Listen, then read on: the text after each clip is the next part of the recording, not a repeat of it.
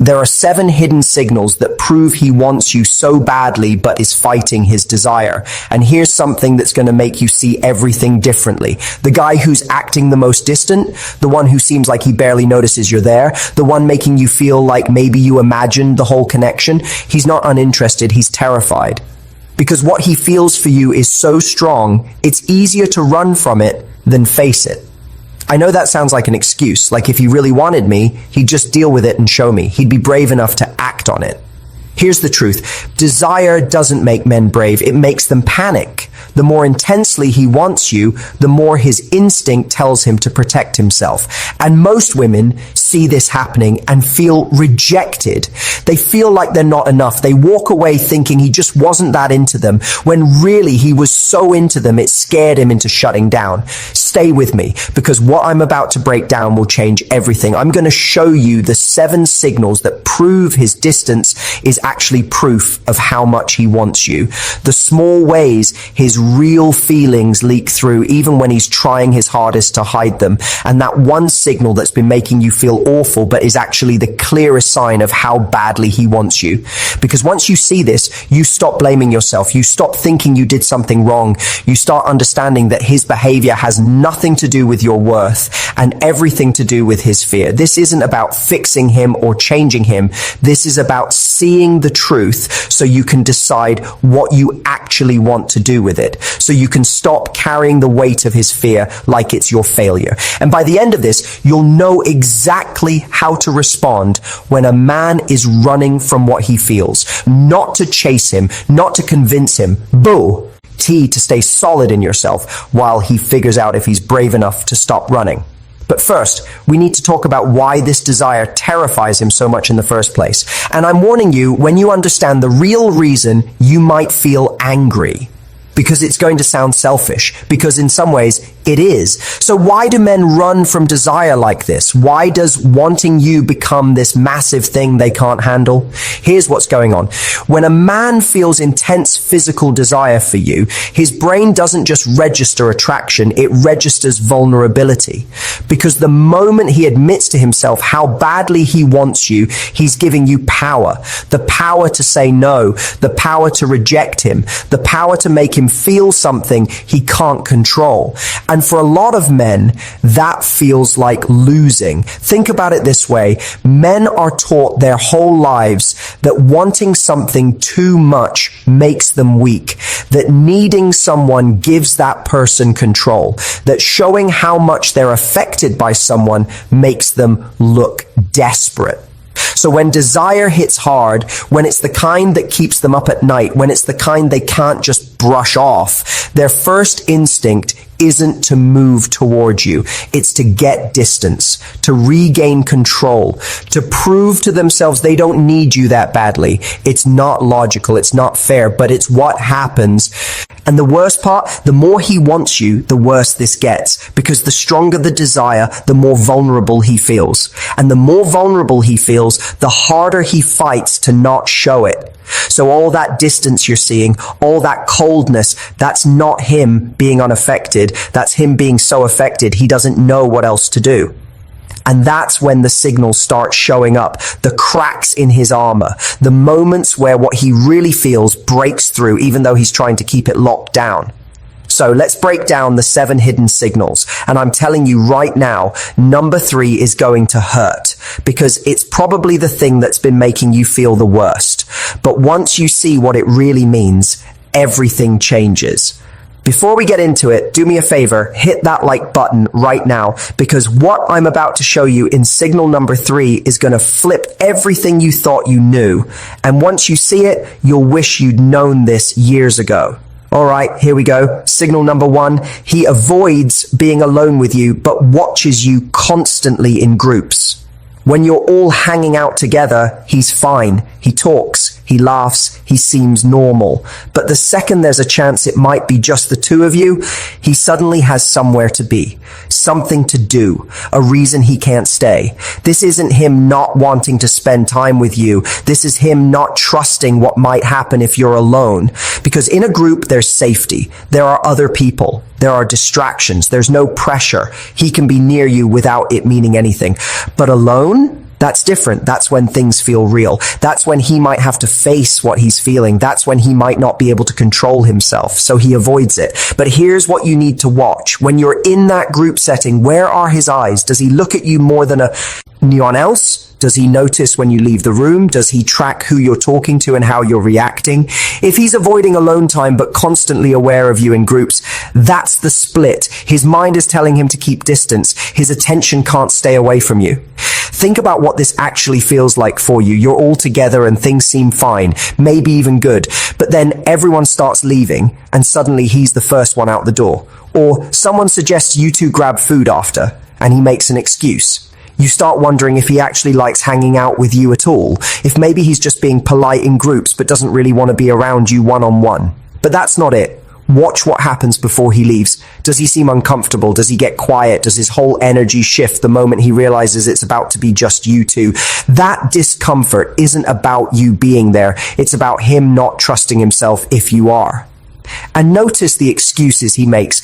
Are they real or do they feel kind of flimsy? Like he suddenly remembers something he has to do or somewhere he needs to be. Those last minute exits aren't planned. They're panic responses. He's removing himself from a situation that feels too intense. Also, watch what he does after. Does he text you later? Does he make sure you got home okay?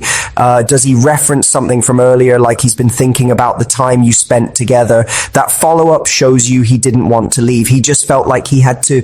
Signal number 2, his body is tense and controlled whenever you're close. Most guys, when they're around someone they're comfortable with but not attracted to, their body is relaxed, loose, they move naturally, they don't think about it. But watch him when you're near. His shoulders are tight, his jaw is set, he holds himself differently, like every muscle is paying attention to where you are and making sure he doesn't get too close. This isn't him being uncomfortable because he doesn't like you. This is him being uncomfortable because he likes you too much. His body wants to move towards you, wants to touch you, wants to close the space, and he's using everything he's got to stop that from happening. And here's the specific thing to watch for. What happens when you accidentally touch him, when you brush past him, or when your legs touch sitting next to each other, or when your hands bump reaching for the same thing? Does he freeze? Does he pull back fast? Does he act like it didn't happen?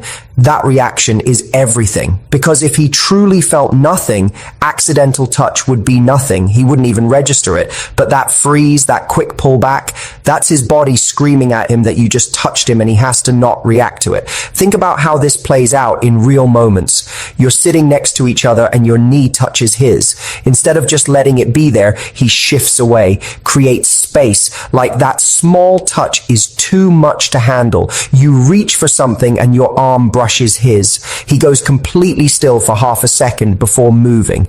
These tiny reactions that seem like nothing but are actually everything.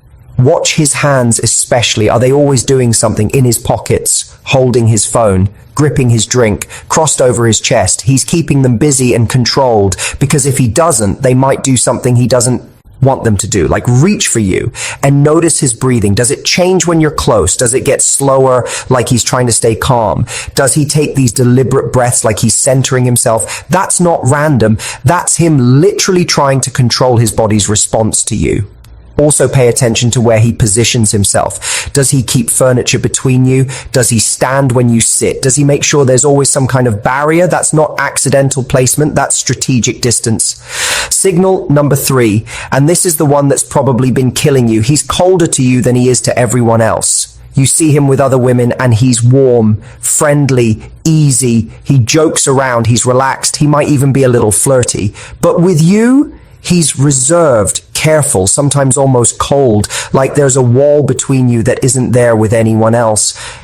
And watching that probably makes you feel awful. Like, what is it about me that makes him act so different? Why is he warm with them but distant with me? What did I do wrong? Here's what you need to understand. You didn't do anything wrong. You did everything right. So right that it scares him.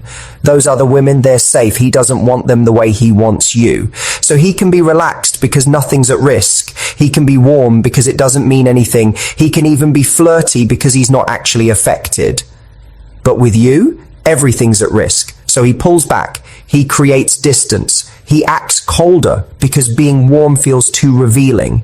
Because if he lets himself be natural with you, you'll see how much he actually feels, and he can't let that happen, so he treats you worse than everyone else. Not because you matter less, because you matter so much more. Think about how much this has probably hurt. Watching him light up with other people while barely giving you anything, seeing him laugh and joke with someone else while being so serious and controlled with you, it makes you feel like you're the problem, like there's something about you that makes him uncomfortable, or that turns him off.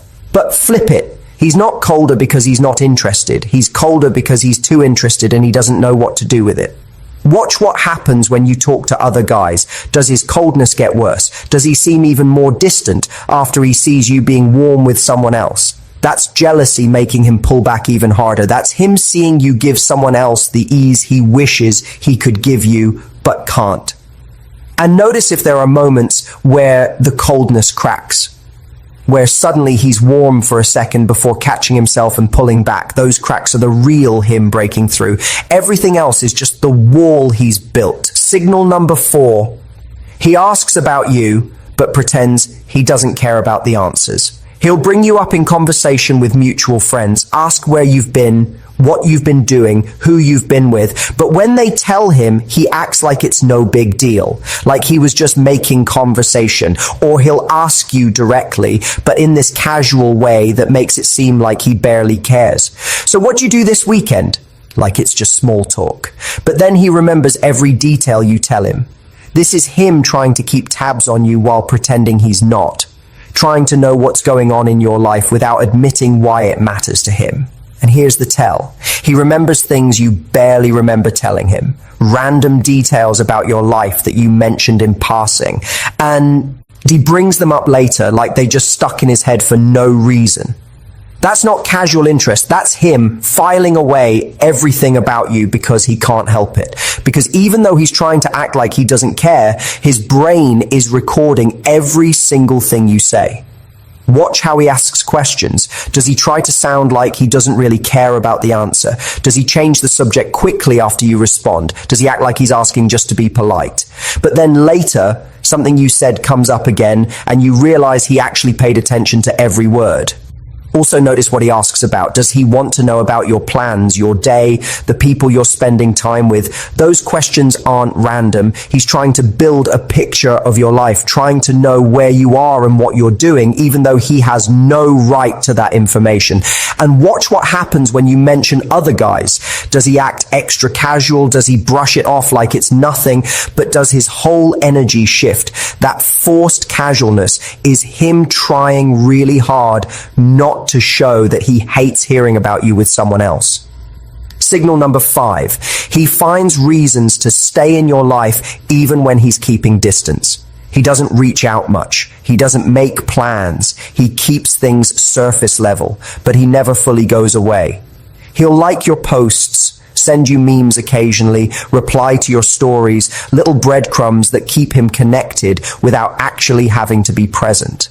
This isn't him stringing you along for fun. This is him not being able to fully let go, even though he's too scared to fully step in. Because the truth is he can't stay away. No matter how much he tries to create distance, something pulls him back, even if it's just these tiny interactions that barely count as anything. And here's what to watch for. Does he show up in small ways right when you're starting to move on? Like you haven't heard from him in a week and you're finally feeling okay about it. And then suddenly he sends you something. That timing isn't random. That's him feeling the distance